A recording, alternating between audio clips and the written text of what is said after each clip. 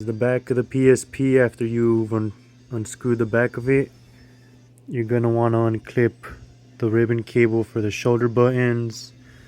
After you unscrew this part off, you're gonna want to unscrew the analog stick, and then you're gonna want to take out that ribbon cable. Once you unclip all those cables, underneath the battery there's gonna be a plastic film. Pull that off, and then the motherboard should just fall out.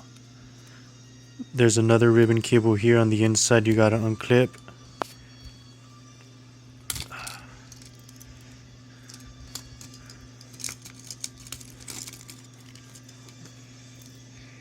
Once you got the motherboard out, start pulling out all the extra things. L and R button, this start select volume buttons. Next is you're gonna want to unscrew the 4 screws here. 1, 2, 3, 4. These screws are really tiny. Make sure you don't lose it. These are the screws that keep your sliding mechanism attached to your go.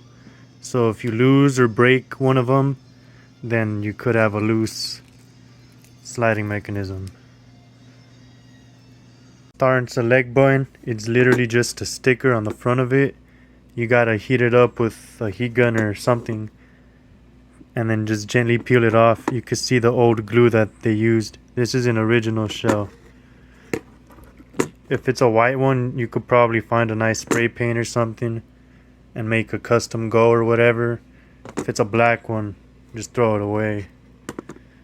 They had glued the bottom of this ribbon cable here, so I had to hit it with the heat gun to pull it out without damaging it. Be careful with these. Next, you're gonna wanna unscrew these 4 outer screws, as well as unscrew these 6 inner screws in here. See, you're gonna want to take all those out. After you take off those screws, you're gonna want to get in between the casing and this board. They may have glued it, so you gotta be careful with it. There's a ribbon cable right here, this one. You have to disconnect as well. I'm gonna reuse this original mechanism. I don't trust this third-party one. Nope. So we're gonna try to reuse as much of the original as possible. Now you gotta take out the speakers from your case, and you're gonna want to put them in the new case.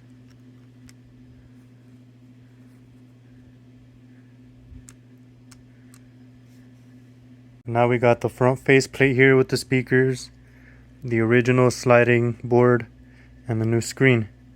You're going to want to take this ribbon cable from the new screen and plug it into this adapter on the sliding board. That's what it should look like. You want to make sure it's a nice solid connection. If it's not a solid connection, then your screen will not turn on. Now you're going to want to place this with the front case and snap it on there good. Now when that's in place, you can slide it up, and remember those 4 tiny screws, you're going to want to screw those back on.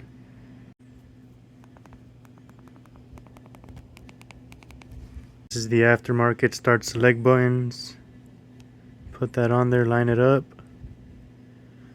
and then you're going to take this sticker, peel it off, and cover it. Make sure it's even. Cheap sticker peeled off with all the paper on it. I'm gonna have to glue it down, but you could probably paint it silver to match the other rings to keep it consistent, because I don't know, this doesn't look right. Now you're gonna take your original board and you're gonna plug in that adapter right here. Now that it's plugged in, you could drop the motherboard in. Make sure all your buttons are in place. Forgot my D-pad. select ribbon cable as well as your L and R ribbon cables.